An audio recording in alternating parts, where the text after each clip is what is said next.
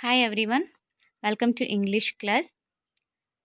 Today I'll be discussing poem 3 of grade 10, and the title of our poem is A Tiger in the Zoo, written by Leslie Norris.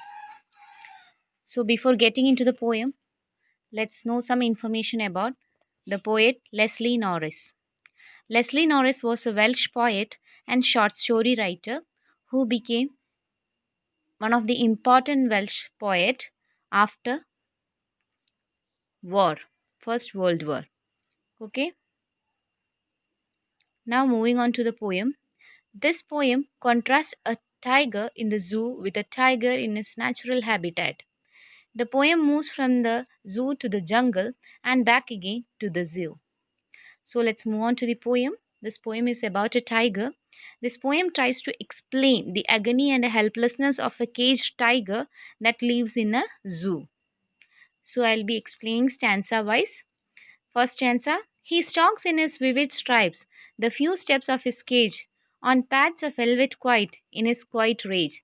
So, in this poem, we can find the situation of a tiger inside the cage. And what is the tiger doing? The tiger is taking a few steps. The very colorful tiger with stripes on its body is taking a few steps within the cage.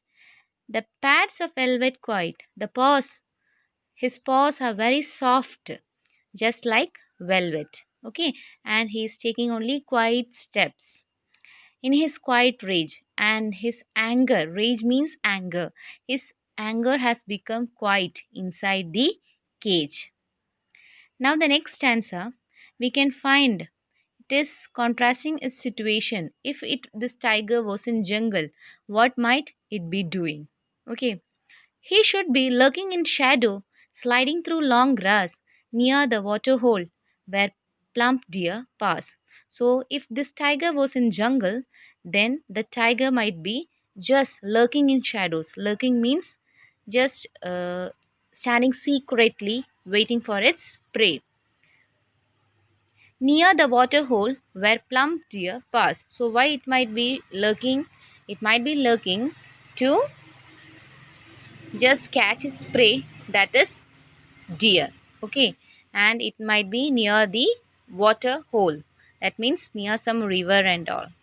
Okay, so it might be enjoying there, moving through the grass, lurking, catching its prey, like that.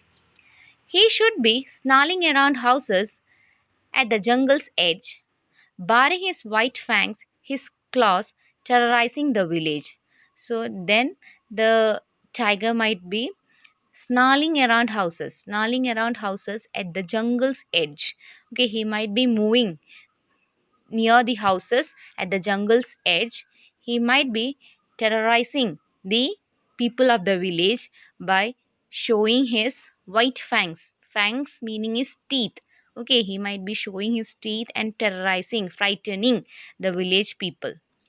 His claws also. Okay, he might be showing his white fangs and his claws and terrorizing the people, frightening the people of the village.